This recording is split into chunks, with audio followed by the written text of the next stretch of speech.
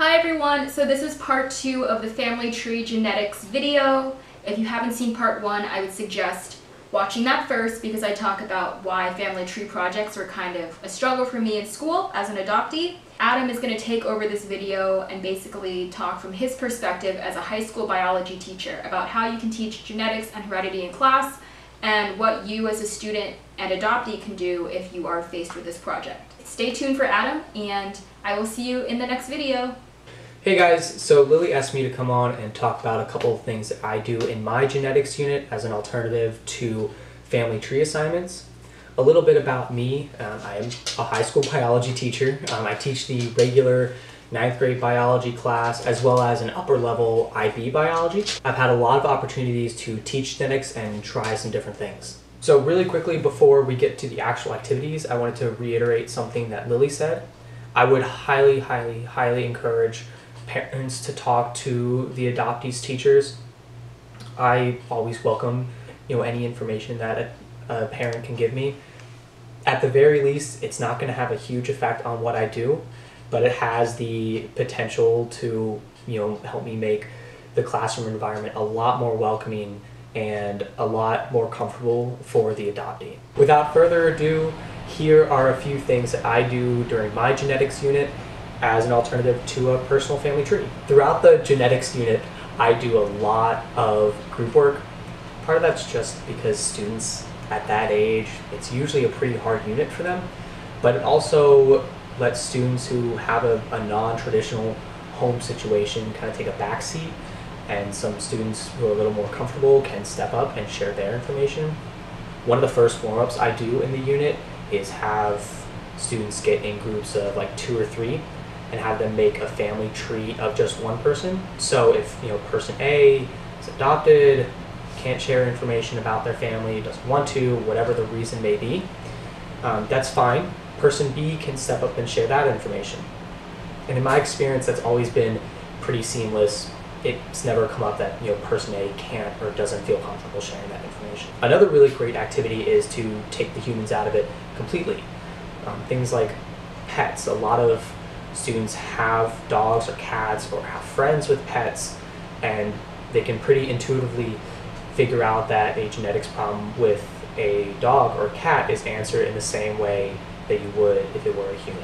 Another activity I've done a lot is the dragon genetics activity.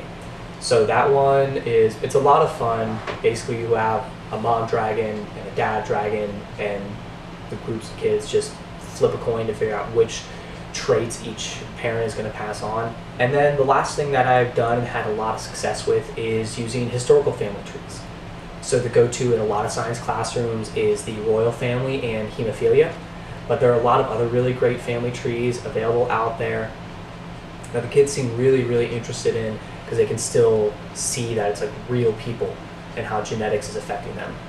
So Lily here behind the camera, and I'm just going to ask Adam some questions that I never got a chance to ask my teachers. So one of my questions is, what would you do or how would you help students who get asked personal questions about their family? Because family tree projects and genetics for me always made other students curious about my adoption story, and I wasn't really sure how to fend off those questions in a classroom setting without sounding rude, and then I didn't want to get in trouble with my teacher for basically saying, no, I don't want to answer that.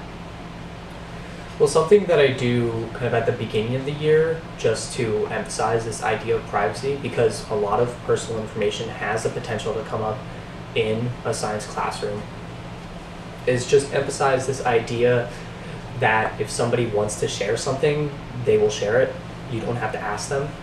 If I hear students kind of prying and asking some personal questions, my first reaction is always to kind of redirect them and get them back on task. And then if it keeps happening, then I'll take steps to talk to the, perpetrating students individually and kind of remind them about this privacy expectation that we have, and go from there. Another concern I had was, as you know, we were both biology majors and genetics and heredity were major topics in our classes. And one of my concerns was You know, maybe students want to do personal family trees. Maybe they ask the teachers if this can be a project because it's fun, it gets them engaged. So how would you navigate that question, keeping in mind that there are students who may not be comfortable sharing that information?